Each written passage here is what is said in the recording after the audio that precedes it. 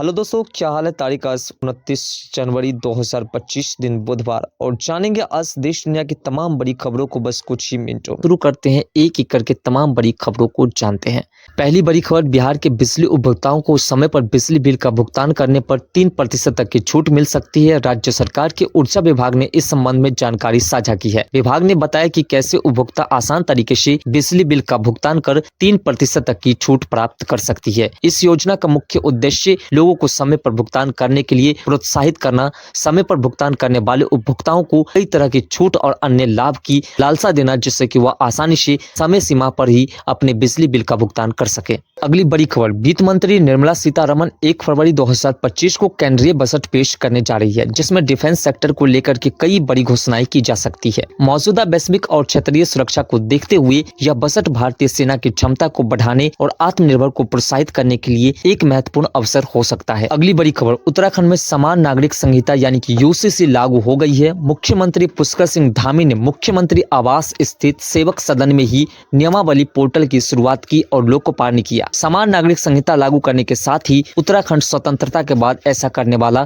पहला राज्य बन गया है। उत्तराखंड सरकार ने सभी नागरिकों को समान अधिकार देने के उद्देश्य से समान नागरिक संहिता कानून बनाया है। अगली बड़ी खबर, देश के किसानों के लिए राज्य और केंद्र सरकार द्वारा अलग अलग योजनाएं चलाई जा रही है, जिसके माध्यम से किसानों को सब्सिडी या लोन जैसी सुविधा भी दी जाती है। इसके अलावा सरकार किसानों को आर्थिक लाभ देने के लिए योजनाएं चला रही है, जिसमें से केंद्र सरकार की एक योजना है प्रधानमंत्री किसान सम्मान निधि योजना, जिसकी 19वीं किस्त अभी तक किसानों को नहीं मिली है और किसान बेसब्री से उसका इंतजार कर रहे हैं। अब किसानों के इंतजार की घड़ी खत्म हो चुकी है। 22 फरवरी 2025 को बिहार से प्रधानमंत्री जी किसान सम्मान निधि योजना की 19वीं किस्त सभी किसानों के बैंक अकाउंट्स में डालेंगे। अगली बड़ी खबर, बाजार में 350 और 5 रुपए की नोट आने की अफवाह फैल रही है। इसके फोटो भी सोशल मीडिया पर वायरल हो रहे हैं। इस संदेश के साथ एक मैसेज भी वायरल हो रहा है, जिसमें आरबीआई की ओर से 350 और 5 रुपए की नोट जारी करने की सूचना दी जाती है। इस पर आरबीआई की ओर से प्रतिक्रिया जारी की गई है। आरबीआई ने साफ शब्दों में कहा है 350 और 5 रुपए की ऐसी कोई भी नोट आरबीआई की ओर से जारी नहीं की गई है। सारी बातें फेक है, सारी अफवाहें फैलाई जा रही है।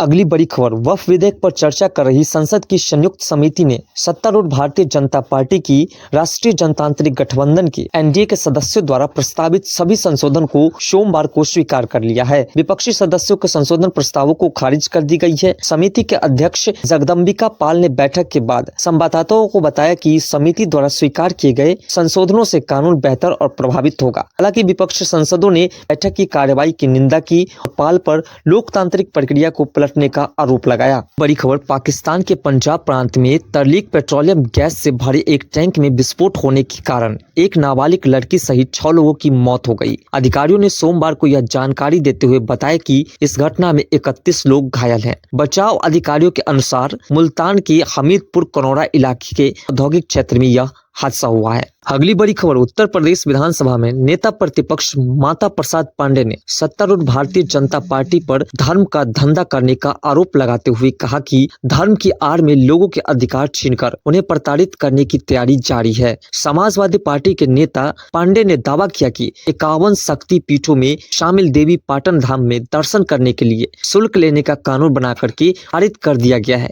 जिसे जल्द ही लागू कर दिया जाएगा। बड़ी खबर, 8वें वेतन आयोग की मंजूरी के ऐलान के बाद 1 करोड़ से अधिक केंद्रीय कर्मचारियों और पेंशन भोगियों में खुशी की लहर दौड़ गई है। केंद्रीय कैबिनेट की बैठक में 8वें वेतन आयोग को पूरी तरह से मंजूरी दे दी गई है। केंद्रीय कर्मचारियों का महंगाई भत्ता बेसिक सैलरी में मर्ज 0 से शुरू होगी कैलकुलेशन। के बाद इसकी सूचना केंद्रीय मंत्री अश्विनी वैष्णव ने कर्मचारियों को दी है। उन्होंने बताया कि 2026 में 7वां वेतन आयोग खत्म हो रहा है, तक 8वां वेतन आयोग लागू हो जाएगा। ये कर्मचारियों की सैलरी में बम्पर बढ़ोतरी होने वाली है। अगली बड़ी खबर, सरकार ने 2025 के लिए राशन कार्ड के नए नियमों की घोषणा की है, जिसके तहत राशन कार्ड धारकों के लिए ई-केवाईसी अनिवार्य कर दिया गया है। यह बदलाव राशन वितरण प्रणाली को अधिक पारदर्शित और कुशल बनाने के लिए किया गया है। इसके साथ ही राशन वितरण में मात्रा और लाभार्थियों की सूची में कई अहम परिवर्तन किए हैं, जिसके बारे में हमने आपको डिटेल्स में पिछले वीडियो में बताया। अगर आप उस वीडियो को नहीं देखे हैं, जरूर उस वीडियो को देखिएगा। अगली बड़ी खबर, कर्मचारी भविष्य निधि संगठन यानी कि ईपीएफओ ने एक महत्वपूर्ण घोषणा की है, जो जो प्राइवेट सेक्टर के लाखों कर्मचारियों के लिए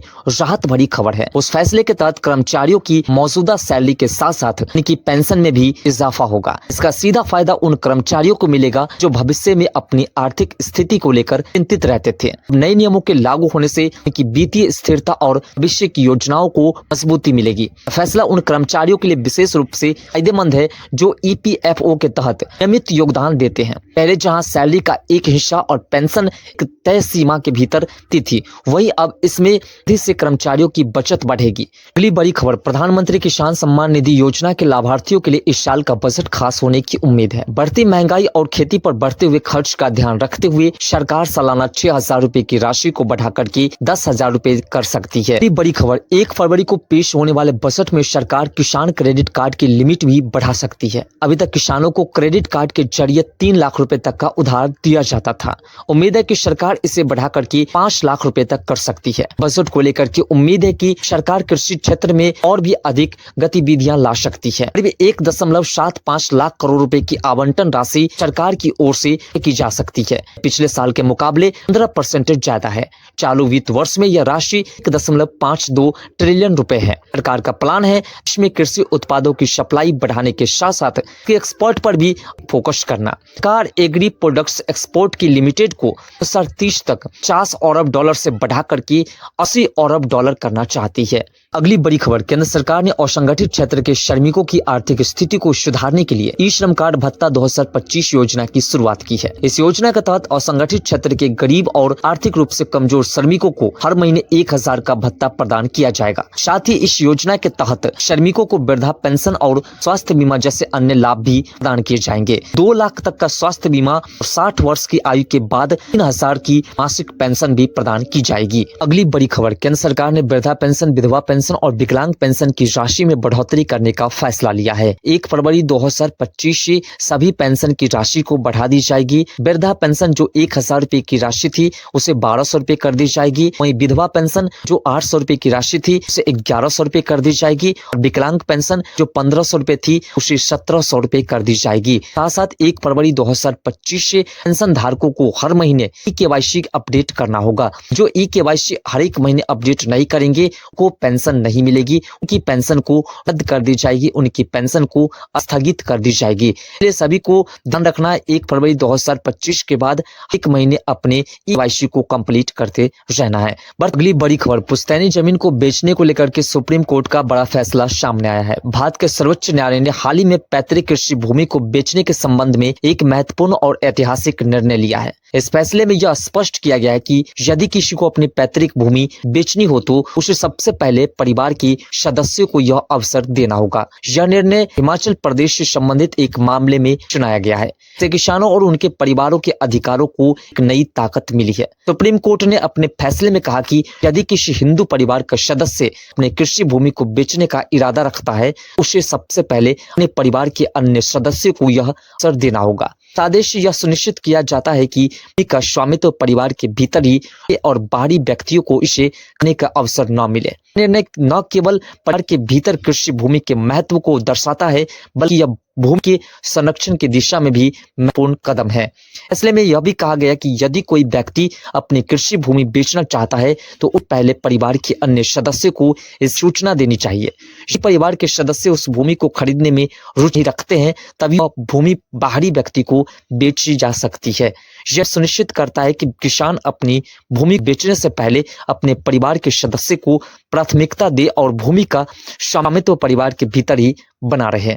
अगली बड़ी खबर, बजट 2025 से पहले ही मोदी सरकार ने सरकारी कर्मचारियों के लिए बड़ा फैसला लेते हुए यूनिफाइड पेंशन स्कीम यानी कि यूपीएस का नोटिफिकेशन जारी कर दिया है।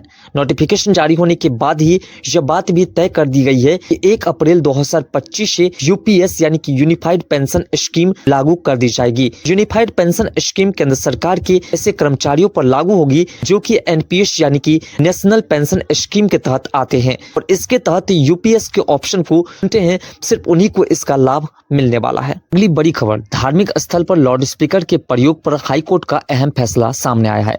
मंदिर मस्जिद गुरुद्वारे पर लगे लाउड स्पीकर को लेकर के इलाहाबाद हाईकोर्ट ने अपने एक महत्वपूर्ण फैसले में कहा कि धार्मिक स्थल में पूजा के लिए लाउड स्पीकर का उपयोग करना किसी कानूनी अधिकार का नहीं है। हाईकोर्ट ने कहा कि पूजा स्थल मुख्य रूप से ईश्वर की प्रार्थना के लिए होती है, इसलिए लाउड स्पीकर के प्रयोग को अधिकार नहीं कहा जा सकता है, विशेषकर तब जब ऐसा प्रयोग आसपास रहने वाले लोगों के लिए परेशानी का कारण बनता हो। अगली बड़ी खबर, बिहार के मुख्यमंत्री बिहार के राजगीर रेलवे स्टेशन को जल्द ही इंटरनेशनल लेवल का बनाने जा रही है। बिहार के मुख्यमंत्री ने 2400 करोड़ रुपए की मंजूरी दी है, जिससे बिहार के राजगीर रेलवे स्टेशन को जल्द ही इंटरनेशनल लेवल का बनाया जाएगा। साथ ही इसके रेल खंड के दोहरीकरण भी किए जाएंगे, जिससे कि बिहार को एक नया सौगात मिले इंटरनेशनल रेलवे स्टेशन के तौर पर। बिहार के राजगीर रेलवे स्टेशन को जल्द ही इंटरनेशनल लेवल का बनाया जाएगा कि मुख्यमंत्री द्वारा 200 करोड़ की मंजूरी दी गई है।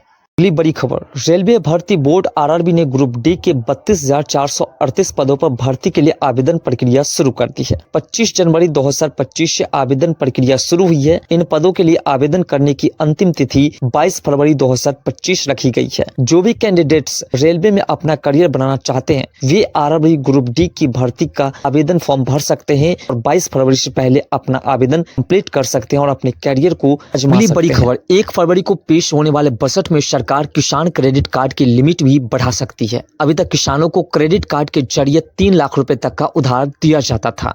उम्मीद है कि सरकार इसे बढ़ा करके 5 लाख रुपए तक कर सकती है। बजट को लेकर के उम्मीद है कि सरकार कृषि क्षेत्र में और भी अधिक गतिविधियां ला सकती है।